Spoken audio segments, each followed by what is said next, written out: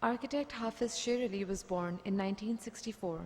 He studied architecture at the University of Notre Dame, Indiana, USA, and graduated in 1988 with a bachelor's in architecture, with a concentration in structural mechanics. Hafiz received a Master's of Science in Architecture Studies degree from Massachusetts Institute of Technology in 1991. His focus was on the built environment in developing countries and research in traditional settlements. In the beginning of his professional career at the firm of Amir Ali Qamar Chartered Architects in 1991 Karachi, he was responsible for designing large-scale hotel projects and custom residences. In 1998, he established the firm of Collaborative Design in Karachi with the view of providing planning, architecture, and interior design service to the corporate clients. Hafiz has been appointed by His Highness the Aga Khan as the board member of the Aga Khan Housing Board for Pakistan. He has been the director of the Aga Khan Education Service Pakistan and chairman of Aga Khan Planning and Building Services, AKP-NBS. As chairman of the AKP-NBS, he is responsible for governance of the institution. He has also been serving the Aga Khan Cultural Service Pakistan as a board director since 2005.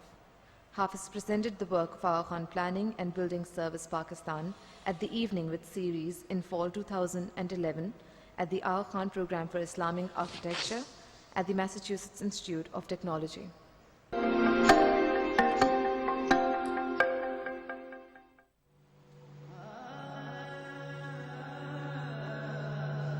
The remote mountains of northern Pakistan, where the vast ranges of the Hindu Kush, Karakoram and Himalaya meet.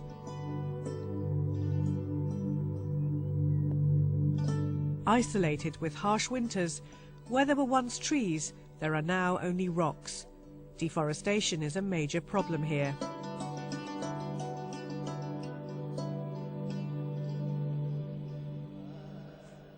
Most people burn wood for cooking and heating.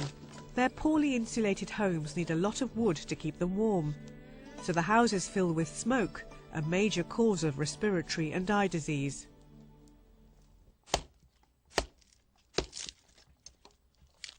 Chambeli lives with her 4 children and husband in the village of Pakora.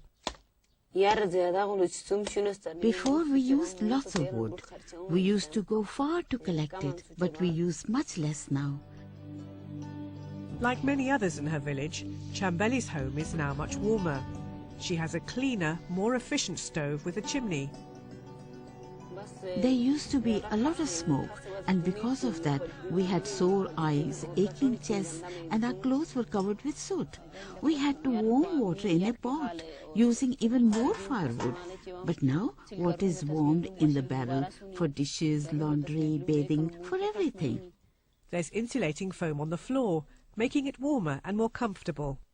The chimney removes all the smoke, so the traditional hole in the roof can be covered by a hatch window. It keeps in warmth, lets in light, and allows in fresh air when required. The products were developed by the Aga Khan Planning and Building Service Pakistan, part of the wider Aga Khan Development Network. In 1997, they started the Building and Construction Improvement Programme, or BASIP. In these isolated mountain communities, families have to grow all their own fuel wood. The challenge for BASIP was how to make people aware of their fuel-efficient products. So they recruited local role models like Bibi Safina. They call them resource people. When I started with BASIP, I used to go door to door telling people about the products. I would record the orders and pass them on to BASIP. Today, Bibi holds meetings in her home to promote the products. Most of the BASIP products are women-centered. These are the products which have been helpful in saving the time of women, which they spend to fetch the water, which they spend to collect the firewood.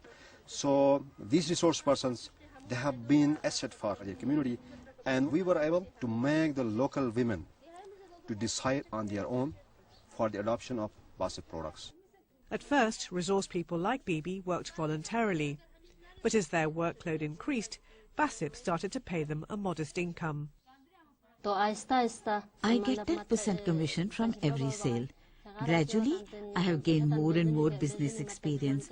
Now I have also started a business of my own, so my standard of living is really good now. When Bibi signs up a new customer, she liaises with BASIP so products can be sourced from local manufacturers. BASIP trains these entrepreneurs. They teach them how to make the products to a good standard, able to pass BASIP's quality control. They also supply tools and arrange start-up loans. BASIP invited me for training, so I went to the town for a week. Then I came back here and started work. I began training others, around 25 people, and they are now working here too. I also earn more money from my machinery, which BASIP also helped me to install. So now I have both good machines and several employees. I used to earn 150 to 200 rupees a day. Now I earn 1,000. The stoves are also made locally. This metal worker used to make a couple of hundred stoves a year. Now he makes 2,500. The whole notion is to ensure that there's enough trained entrepreneurs within the communities so that they are able to meet the ongoing demand and make it a market-based model, that these entrepreneurs make a good business out of it. So it's a business model for continuity and for sustainability. Wall and ceiling insulation also helps to keep schools, other buildings and homes warm, even in the middle of winter. BASIP continues to innovate and expand its reach, holding roadshows to introduce new communities to its products. All's good now. The children are happy, we are happy, the house is clean and we have warm water. There's no smoke. Before we had a different life, now it is completely changed.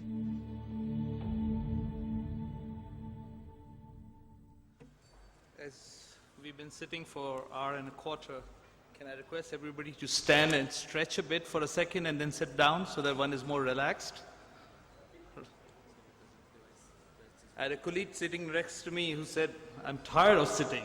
So get up and stretch and maybe we can start. Good. Okay, good. Thank you. That's it. No more breaks, sir.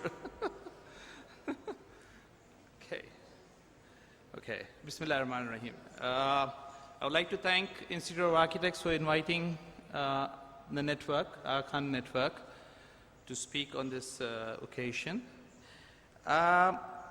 Today, I'm not appearing in front of you as an architect. No signature buildings. A lot of my friends have been calling me, what kind of buildings will you show today? I might show signature buildings of some other architects who work for the network, but not my own designs. Hopefully, my hope is today, at the end of the presentation, I'm able to share, especially with the students, some ideas on building bridges. We as urban architects, locked up in our urban city rooms, offices, sometimes tend to forget the rural environment that comprises of Pakistan, I would say, which is in Pakistan and predominantly all over the country.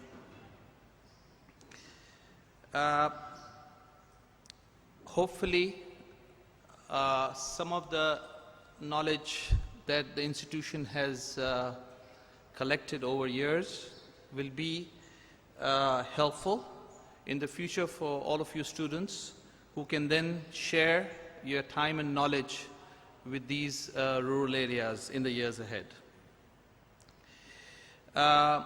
With small incremental development, the kind of changes that we as architects and technical professions of the built environment can do to this world of ours. Okay. I'll start my formal presentation now. Okay. Khan Planning and Building Service, we are part of the larger AKDN network. We are all familiar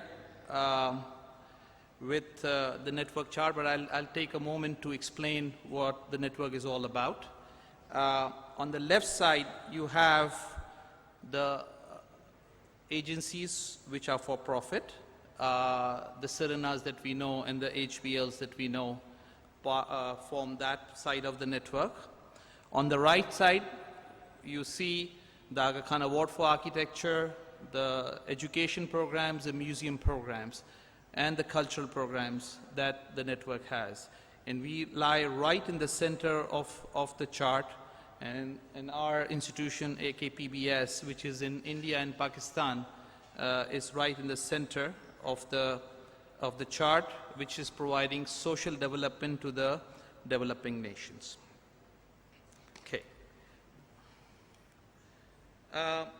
I would like to quote His Highness's quote now, which is a very powerful quote, and it's probably the guiding light for us in terms of the built environment.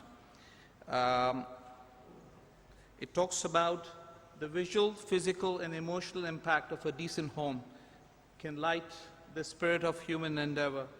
A proper home can provide the bridge across that terrible gulf between utter poverty and the possibility of a better future. You see the marked difference that a built environment project can have on an individual's life. Generally, we tend to look at alleviating poverty through two sectors, which is the education sector and health sector. And sometimes we tend really to forget the built environment, the kind of impact that built environment can have on human lives and the quality of life. And that's what this institution is all about, which was created about 30 odd years ago. The core objective of the network and the institution's social development institution is to have a better quality of life. Now, how can we have better quality of life? There are many ways around it, right? Access to affordable clean and water and food, that's one of them. Access to healthcare and healthcare facilities. Access to education and skills development. Access to protection from natural hazards and security risks, and that's where the critical path is. Access to livelihood and income generation opportunities. Access to arts, tradition and culture and places for gathering. And the way we have structured our programs are around those parameters, the needs of the target populations that we serve. And the programs that the acronyms stand for, which I'm going to explain a bit later, sort of serve those needs of the communities.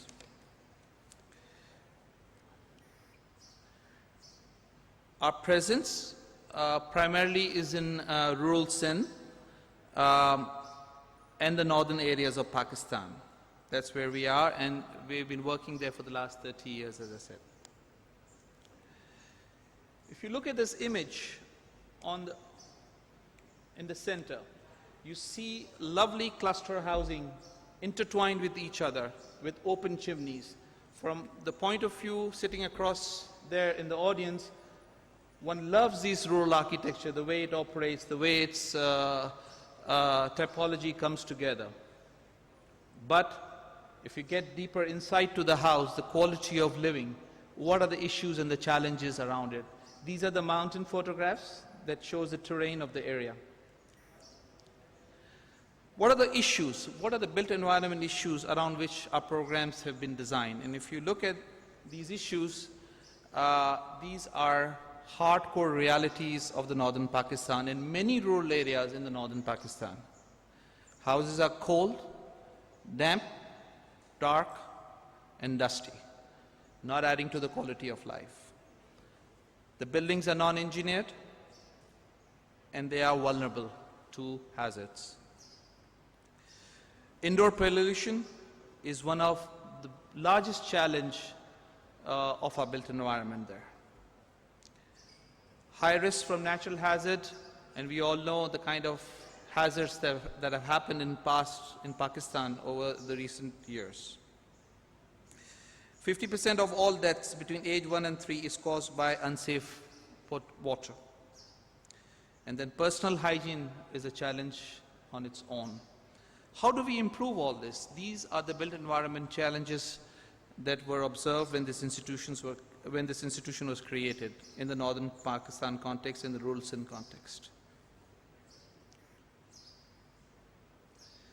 There are various ways an institution can come forward, and our model is sort of built on two premises: that community participation is key and integral to the institution's work. Without community buy-in, without community participation, there is no intervention. So there is two models that we adopt. For infrastructure projects, we have a direct delivery model, but with community participation. And then there are projects which we are catalysts in starting up, taking care and taking forward, but not directly implementing. And it will become more clear when you go to the projects itself. This is probably the largest portfolio of projects that we have in the Aga Khan Planning and Building Service, which is providing water. We all know the kind of diseases that are born with unsafe water, and this was probably a largest challenge that we had in the areas that we were working in the northern Pakistan and rural Sindh.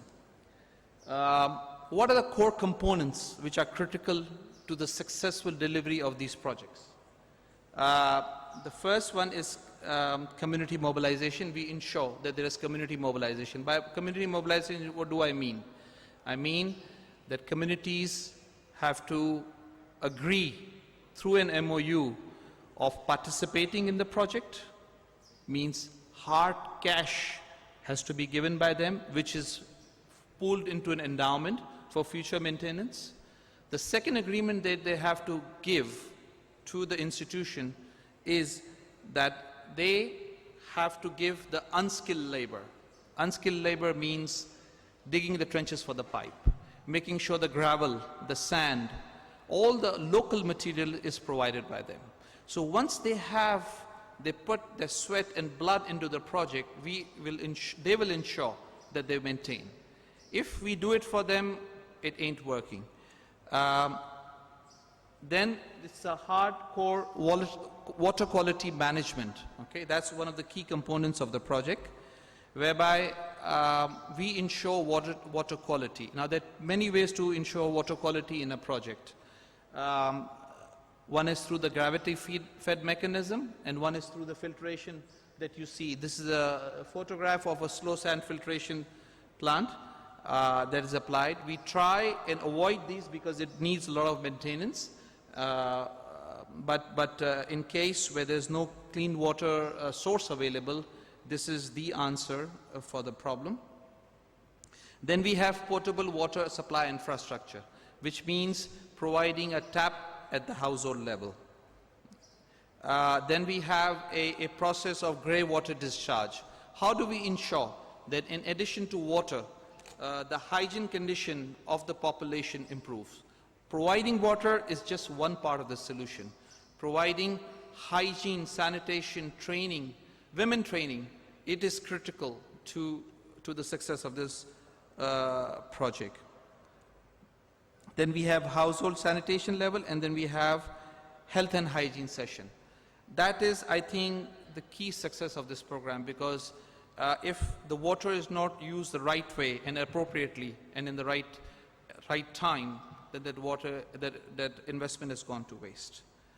I'll show you some images next, which will show the kind of participation that is offered and that is ensured to the community. Now, if you look in the right, you see a lady health visitor, okay?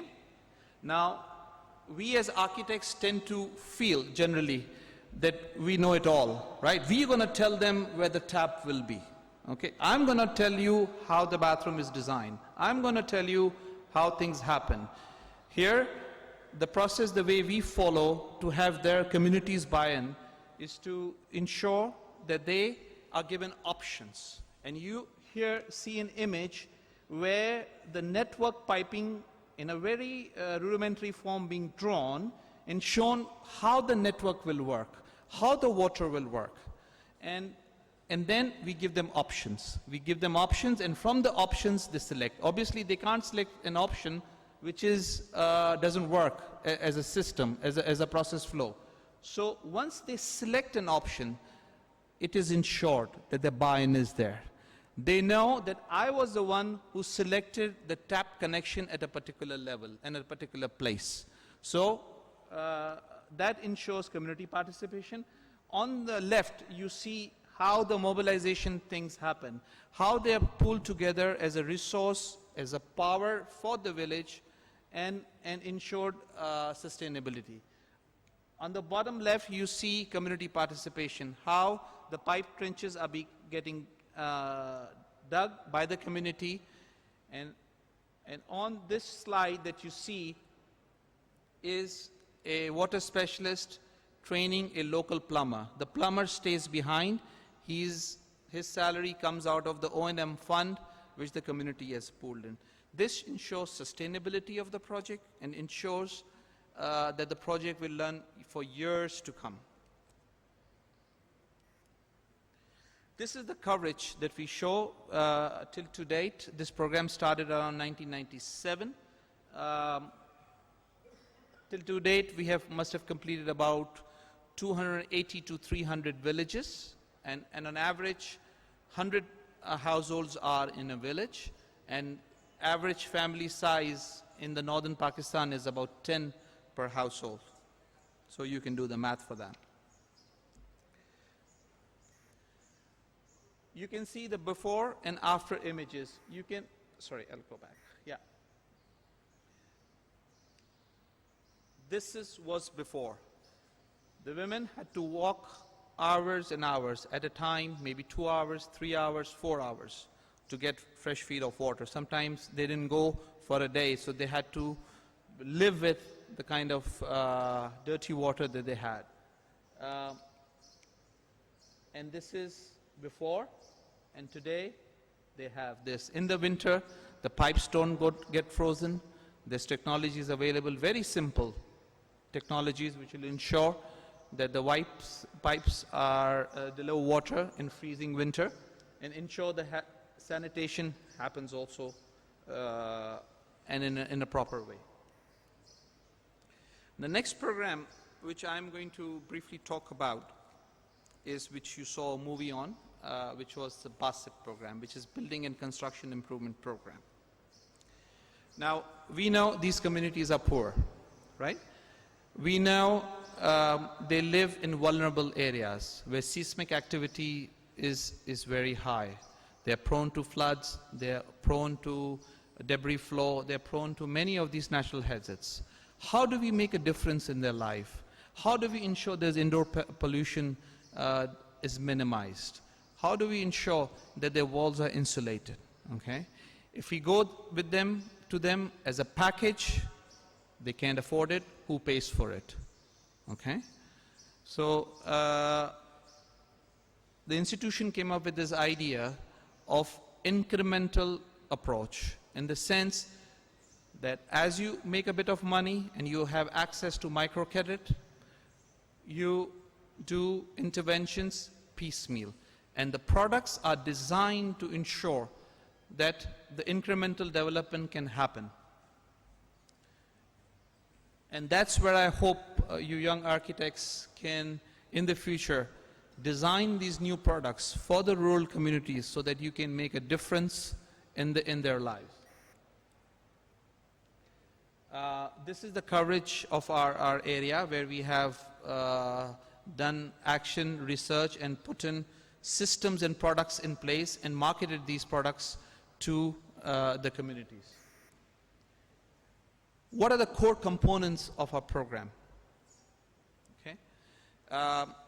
First is research, trying to know the area. Because the product which works in southern Sindh, and I'm focusing my presentation today only on northern Pakistan primarily, it ain't working in northern Pakistan. Then you have an element of marketing. We ensure the market systems take over, because the institution will be there for a month, 2 months, 3 months, 5 months. Eventually it'll leave. We need sustainable solutions. We need the community buy-in into this particular project. Otherwise it just happens one-off and we go away and the project fails. Demand generation. How do we ensure that the demand is not enforced upon that? It rises from within the community.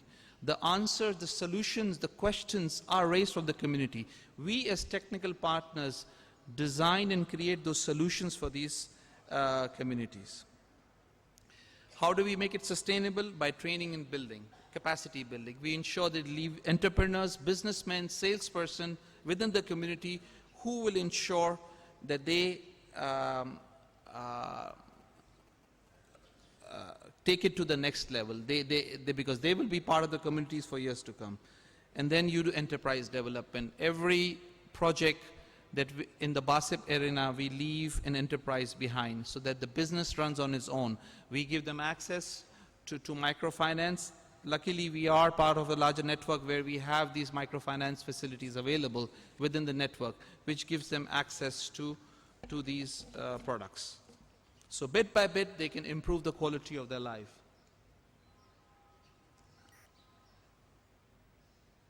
You see the before and after shots, okay? And you see the marked difference in the quality of indoor air pollution and the kind of clean life they would lead. The movie that you saw, I'll give you a small incident. This movie was filmed by a British crew who had come to assess our project. And they had gone to a village where all the BASIP products were installed. Now, the impact of the movie only works if you are able to search for the before and after. So they had to walk miles and miles to get this one lady from a group of cluster of villages, maybe I think there were 200 to 300 households in those villages clustered together. And they found this one lady who was adamant to use the old way. So these are the kind of impacts and these are the kind of stories which tell us that the market process have worked, the replication has happened while the institution has left. And that is the success of any project.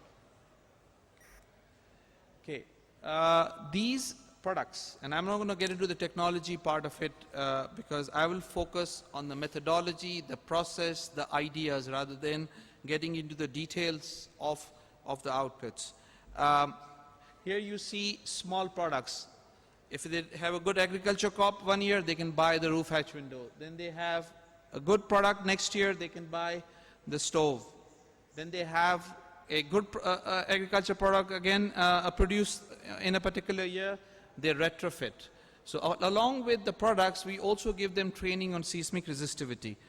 Show them models. How can you make your house more seismic resistant so that you have enough time to get out? And then you have simple technologies of insulating your house with simple wood shavings and wood framing.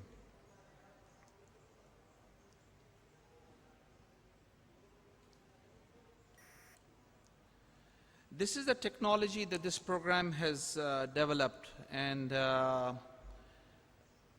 has been successfully vetted by many structural engineers. And in northern Pakistan, access and transportation is our biggest challenge. How do you carry these steel rebars across these difficult mountainous terrains? How do we do that? It's challenging, right, to get these steel bars. So we had a program director who came up with this idea, and I think it's worked quite successfully, where he developed a ladder, okay, for seismic reinforcement. And it's a wire, very simple wire, which is knotted together, locally made.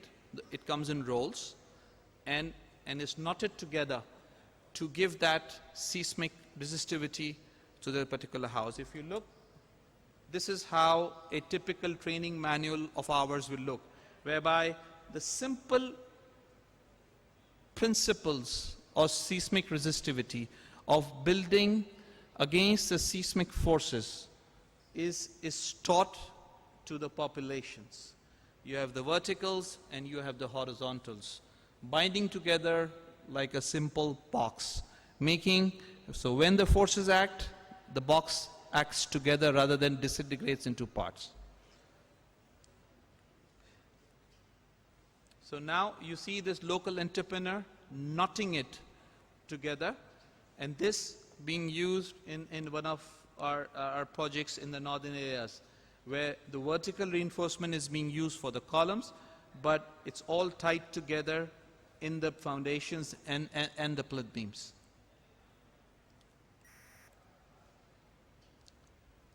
If you see, these are the series of solutions and the problem. Generally, if you look at the rural masonry sections, two stones are used with each other, with rubble in the middle, or mud mortar. So in case of seismic activity, we all know what happens. They fall apart from each other. And if you see, the traditional lateral cribbage was used.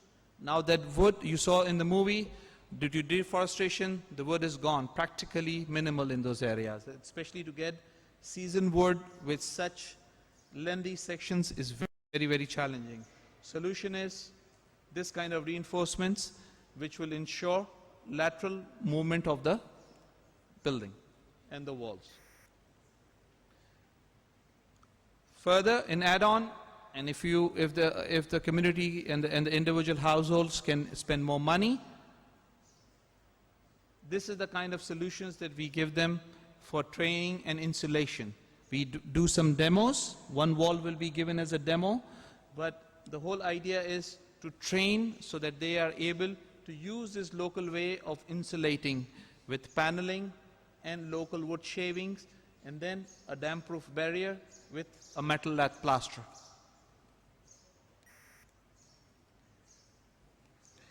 While this program, BASIP, which was doing some excellent work over the years, but there was a need felt. There has to be a focused program which talks about risk management.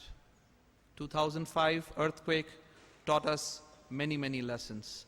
The floods in 2010, 2011 has further taught us lessons. We tend to forget. We tend to erase them out of the memory because those memories are tough to remember. But we cannot forget that these communities are highly vulnerable. They are, and they tend to forget also at times, I can tell you. But the question is, we, as people in the built environment sector, we all aware that what havoc can it cause to human lives. Okay, now this program was created especially to address this hazard risk management activities and saving lives and ensuring what happened in Kashmir is minimized in the years ahead, if God forbid such activities take place. We all know that a good part of our country is in a zone 4 or high seismic zone. We all know that there are parts of our areas where there is seismic activity going on a daily basis.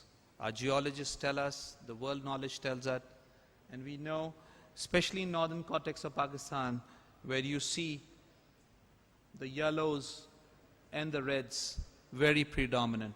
And these are the areas that we work in. So we need to be aware of this fact. How can we change incrementally to ensure that there's sustainability in the years ahead? These are the seismic belts which have been identified by the Geological Society of Pakistan, and we have them mapped out. This is the knowledge that we have, and we all know that all the seismic belts that exist in our country, we don't have an accurate knowledge of it till to date. So there must be belts available which we are in the earth, Mother Earth, which we are not aware of. Okay. What happens? These powerful images you can see which I took after the floods happened in northern area, the havoc that nature can cause to our built environment. These are all powerful images from the flood. What happens in those contexts? We all are very familiar with the kind of floods that we saw in Sindh. We saw the water filled up in the houses and people stranded. But in the context of northern area, the floods triggered off water, the water triggered off rock, the rock triggered off sand. So it was a series of events which took place. I remember talking to a villager, and he said, I said, what happened? Explain me what happened. I wasn't there. I want to understand what happened. And with emotional feel, he says, I was in my house and I had shut my ears. I couldn't hear. I thought Qayamat is here.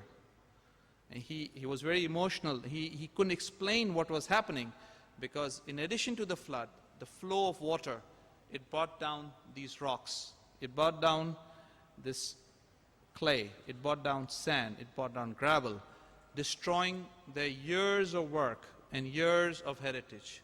And this is what happened.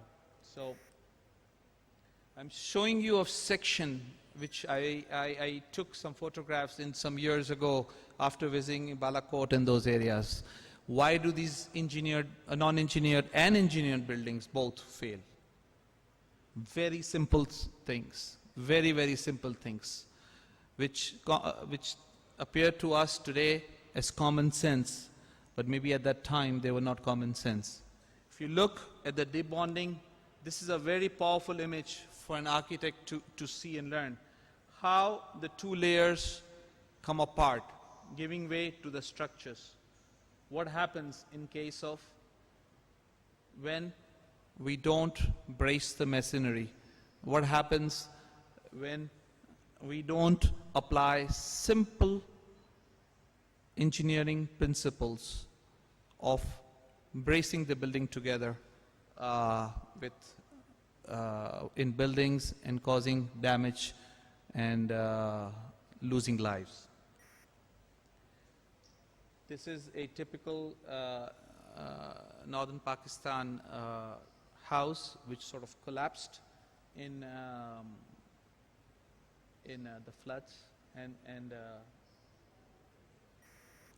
Okay, what do we do then? It's a big problem. It's a problem which is humongous. How do we ensure? How do we bring a relative level of safety to these communities in the northern Pakistan context, or even Sindh context, to protect them from floods? This is a model. After thinking through, this is our approach, and I'll try to summarize what this is. First is the process of risk identification, getting to know where we are. Historical sciences, vulnerability assessment, trying to put it all together. And there is a lot of knowledge. There is a lot of historical knowledge which is available. It is a matter of just getting well connected through systems and getting a risk model ready. Once your risk model is ready, you know where the problems are, where the challenges are. Then you prioritize on the areas, because you can't do it all. It's a humongous problem in the context of Pakistan. So once you prioritize your area, that the most vulnerable area we're going to do first, and least we're going to do later, and then you do interventions, which we come down. Once you have that knowledge base available, you prioritize your area, and then you develop into these development institutions, development programs, whereby you do interventions, you do capacity building, you do risk mitigation, response, be ready for the response in case if it happens while you are trying to do all this, and rebuilding interventions. And then in the end, we hope with all of this, we will have a disaster resilient community. What I mean by all this model, I'll show you in the next slides, which will sort of make it more clear. Okay. What do? We prioritize first. Once we prioritize, we develop a video of that particular of that community. Awareness raising. And we talk about training, mapping. And I'll come to a mapping exercise that will show that our sister agency Focus has done, which tells us which areas of a village are safe. And then we have technical advice, and then we have hazard mapping. Those are the non-structural, the softer side, the software, the hardware. The hardware we do retrofit of schools, because every village should have a safe haven. That is the benchmark that Arkan Planning and Building Service would like to establish. That in case of disaster, there is a place for command and control center. There is a place which can act as a safe haven for the community, and that's critical. How do we ensure it's a safe haven? It has to have passed many criterias, and I'll come to that a bit later. We ensure technology, basic technology is given to the rural habitat. And then we ensure capacity building and assessment and seismic retrofitting of existing infrastructure.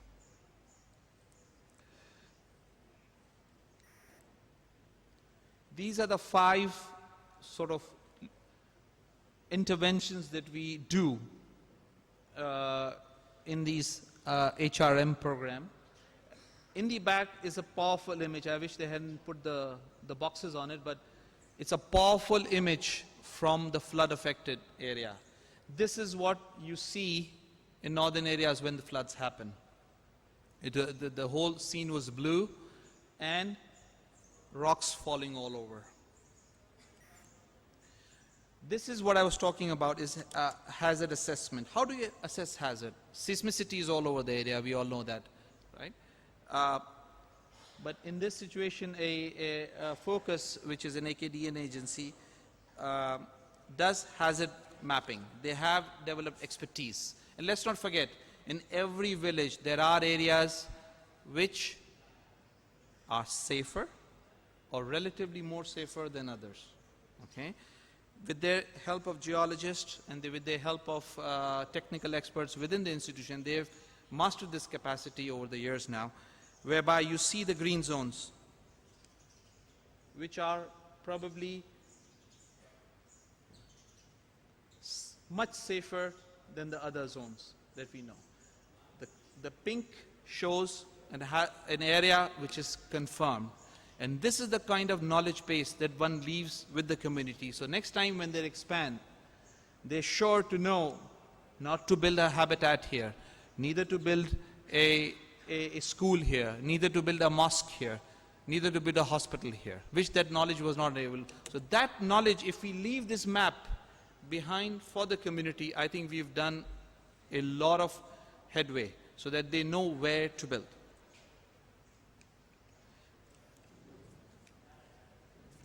These are images which will explain, I was talking about the software versus the hardware. Okay? Where you see, on one hand, females getting trained. And if you've looked at the past images, WASIP, BASIP, and HRM, female empowerment, gender sensitivity is one of the core components of the network. And here you see females who have done matriculate. We are training them in plain table so that they can do basic surveys for the community. That training is imparted. Now these females are from within the community to ensure that the knowledge with their plain table instruments, they are able to map their house. They know where they are in relation to that hazard map that they have. So this is the software part and this is the hardware part. Obviously we can't do structural mitigation for all the houses. We do demos, and that's where we invite the communities to ensure that they learn and then move ahead. This is again the training component where people are being taught how to, we are imparting knowledge and education to the grassroots. Okay. the assessment part, apart from the hazard assessment of which is done by Focus, we have a capacity to integrate and do assessment of signature buildings within a community. Schools which could act as safe havens, health centers which could act as safe havens. Their assessment is there. So we leave behind a knowledge base behind the community that this is your school which is safe from these hazards and can be used in case of natural hazards. These are the technologies that we use: bilateral bracing, making sure the room acts as a box, as I said earlier, and gives enough time for the communities to move out. This is for existing infrastructure. This was an old hostel designed in 1964 and retrofitted by Mushtaq Bilal. And so in this sessions we invited the community also, so they learned how to retrofit their own houses. So again, some retrofitting techniques developed by Mushtaq Sahab. This will ensure when the structure shakes, it will give enough time for the occupants to get out rather than collapsing on top of them. Okay, sorry. These are very local level projects. That was in Gilgit, main city, but this is where we empower the communities with this knowledge of taking up a house, a demo house, teaching them for the same materials how to build back better, how to make it seismic, same size with maybe some new windows, but with the horizontal and vertical bracing to ensure that sustainability happens when a jolt comes. Similarly, this was a small health clinic that was designed and retrofitted as a demo for the community so that they learn. These are again schools which we do as demo to teach and leave behind the drawings, the knowledge through that village development organization to ensure that they are able, when they have the monies available, they have the resources available to carry on with the retrofitting works within their houses. These are some protection works in the southern Pakistan, where protecting the communities from the flood has become very critical and vital to the sustainability of rural Sindh. And these are some of the projects that we have done in rural Sindh, where miles and miles of these bunds have been made to ensure that the water does not engulf the communities. And if by the time we make these communities sustainable, what happens? Floods will always happen. Seismic activity will always happen. We cannot shy away from it. That is the reality of today's world. So work has to be done when these rural communities get empowered by the natural forces. And these are some of the temporary shelters that we did. You can imagine the camps won't work there, the tents won't work there in those areas, the kind of weather that we have in the northern Pakistan. And you see a temporary shelter, we did 1,000 of them after the 2010 floods.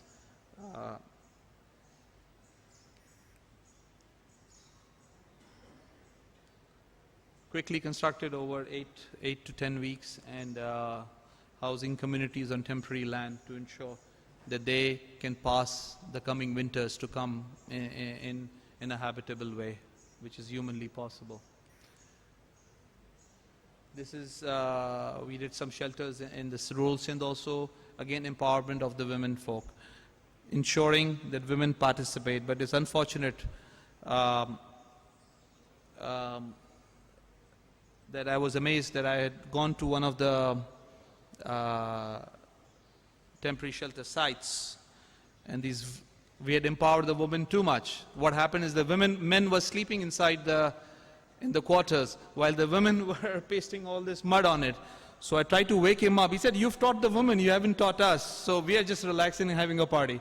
So sometimes maybe it gets out of hand, but our job is to ensure that they have the participation. Nothing comes free. The moment you give communities anything free, their contribution is not there, then you've lost the game, to my understanding.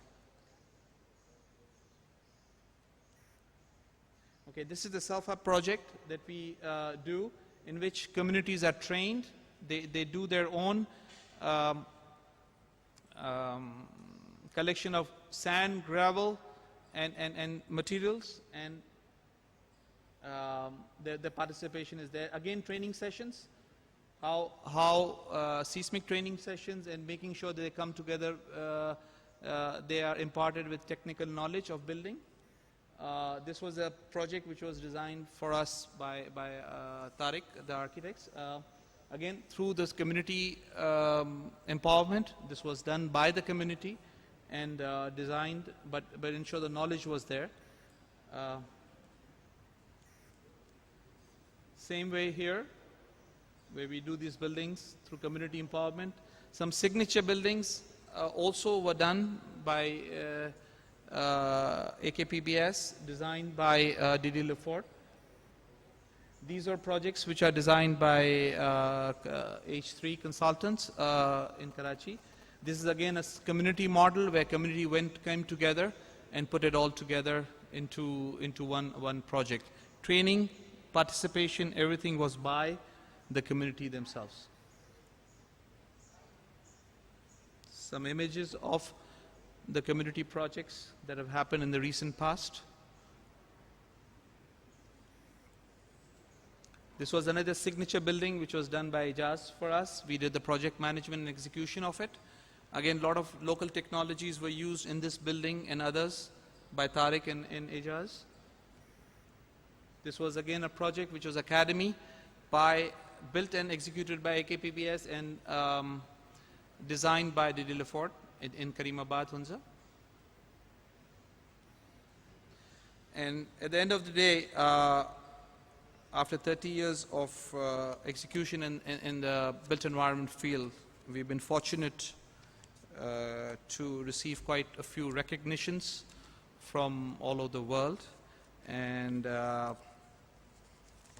that's a slide which shows our recognition. Hopefully with these interventions, we've been able to achieve this vision of AKPBS. And a last message for the students. Forget the fact that you know it all. Okay? I think the communities, the knowledge that your clients have is tremendous. Don't think you know it all. Learn. Keep your windows open.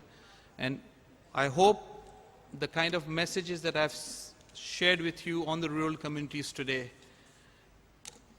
I've left a message with you that time will come when you will be able to impart your time and your knowledge to these rural communities and make a difference in their lives, but learning from them rather than telling them what to do. Thank you.